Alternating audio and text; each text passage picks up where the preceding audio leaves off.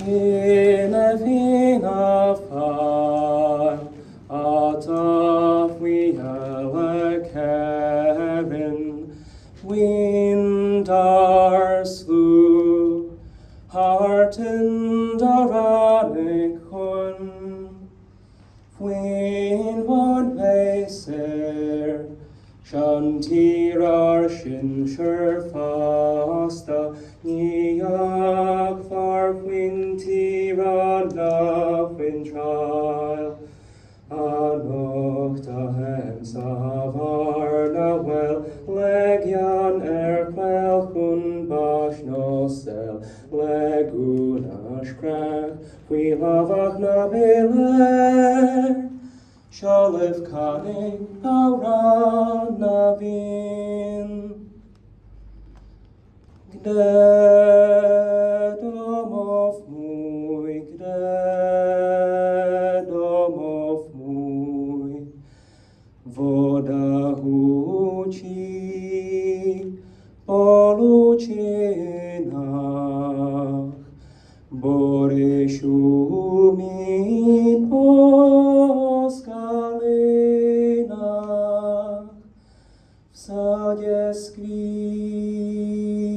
se jara květ, zemský raj to na pohled.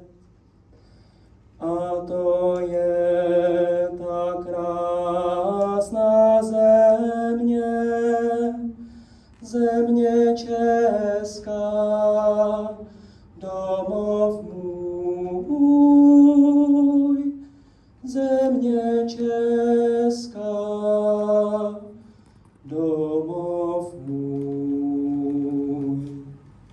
I'd like to invite for his opening remarks the Ambassador of Ireland to the Czech Republic, His Excellency Alan Gibbons.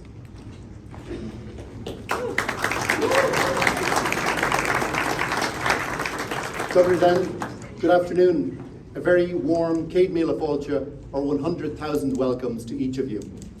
Minister, Excellencies, distinguished guests, friends, thank you for joining us here this afternoon to celebrate St. Patrick's Day, Ireland's National Day.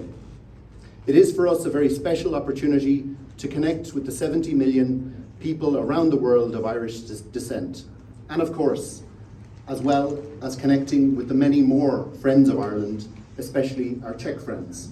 Whichever category you fall into, you're most welcome. Ernesto and I are honoured to share your company for another St. Patrick's Day in this magnificent city. While here in the Czech Republic, we're at the heart of Europe. Ireland is happy, especially in these turbulent times, to join Czechia at the heart of the European Union, our collective and unprecedented peace and prosperity project, not just on our island, but across our union of more than 450 million people. The EU has been and continues to be an extraordinary catalyst for positive social change and inclusion. In the context of a challenging geopolitical situation, the EU is addressing the many fundamental issues on its agenda, including competitiveness, climate change, and of course, security and defence. Over the last half-century, Ireland has always played an active role in shaping the EU, and we continue to do so today.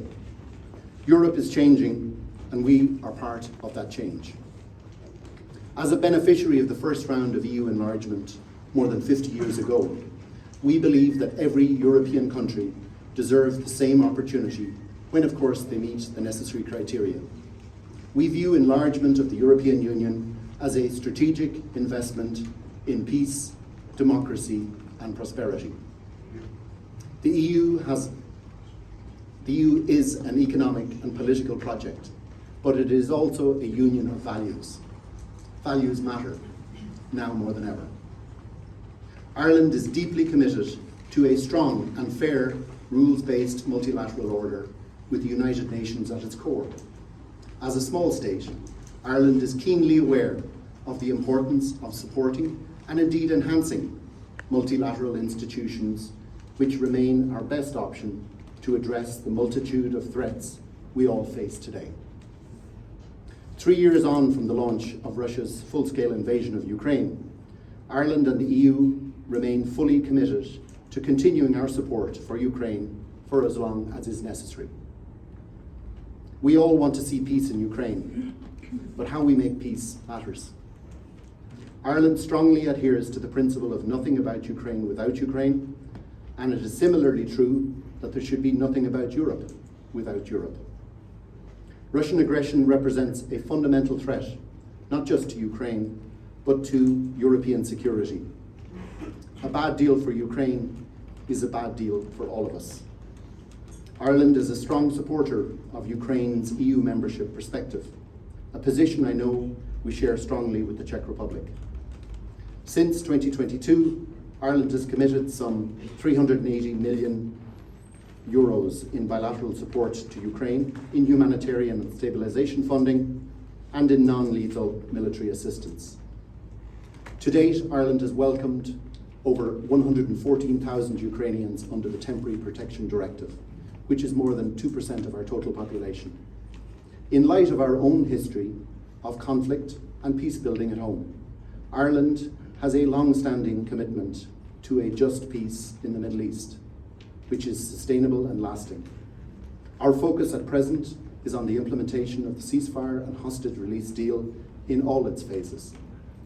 In Gaza, there is a need for a massive scale-up of the delivery of humanitarian aid and a return of basic services and a clear framework under which those displaced as part of the conflict can return. We remain convinced that implementation of the two-state solution is the only way to establish lasting peace and security for Israelis and Palestinians alike. Before concluding, I want to touch on Irish-Czech bilateral relations, which I'm delighted to say are strong and robust, based on our shared values and principles. Given that Ireland and Czechia are smaller, open, trading economies, significantly depending on free and fair trade for our prosperity, I'm pleased that our economic trade and investment relationship is vigorous and enduring, with two-way trade now exceeding 4 billion euros per annum, with the Czech Republic a priority market for Ireland, and Ireland a top 20 export market for the Czech Republic. At the same time, more than 10,000 people here in Czechia now work in Irish-owned businesses. I'm delighted that there continues to be a great appetite for Irish culture here in the Czech Republic. Whether that's music, song, or dance, or literature, culture consistently proves itself to be a wonderful gateway to deepen connections and indeed understandings. I'm very pleased that the coming months will see a welcome series of senior political visits to Ireland, starting with the Czech Minister for Finance's visit to Dublin later this week.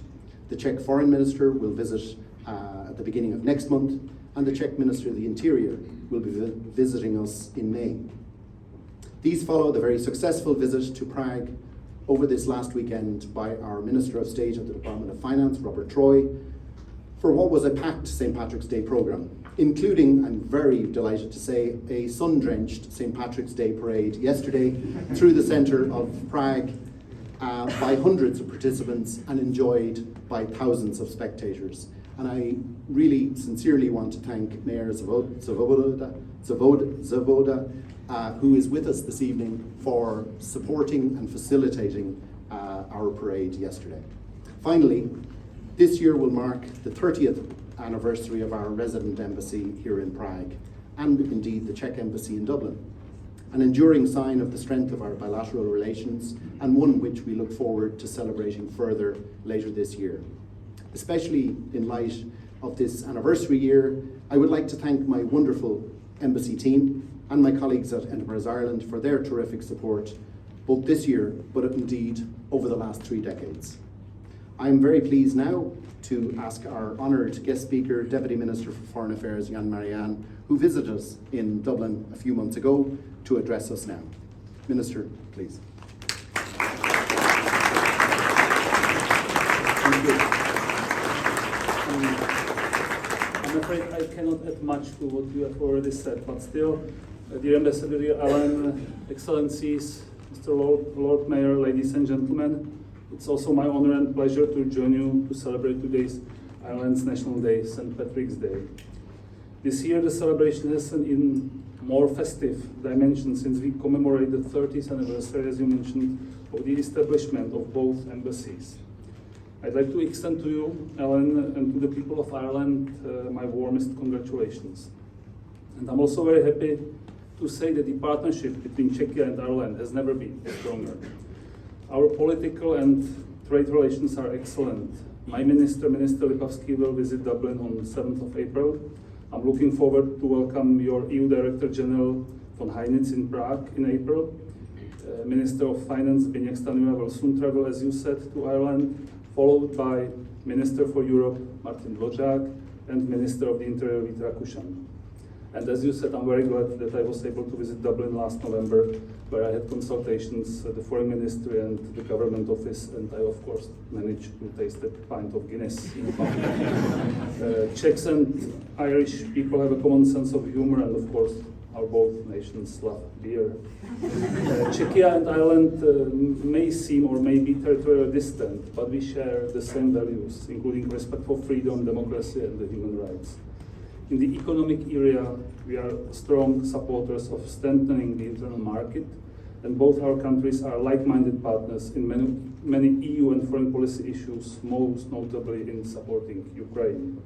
Czechia and Ireland, regardless of their size, are trying to confidently and proudly apply their principles on a multilateral level. Our membership in the EU gives us the opportunity, but also the obligation to participate in shaping the EU, maintaining European unity and strengthening our European security, which is being tested in ways we haven't seen for decades. None of us can afford to face these challenges alone, and none of us can afford to fail this test. Finally, Czechia and Ireland experienced really hard times in their history, and membership in the EU elevated both of us into unprecedented prosperity. However, these things are not a given. They need to be cared for, and we need to continue to fight for them. If history has taught us, small, medium-sized countries, anything, then it's a fact that we must work together in building a real partnership, a truly united Europe. Happy St. Patrick's Day. It just falls for me to sincerely thank Minister Marianne for his warm remarks and to ask you all to join us in raising a glass. in raising a glass to Ireland and the Czech Republic. Na zdraví, slončova, good health. And happy St. Patrick's Day, Panic Day, Le Pádraig, Orav Galer.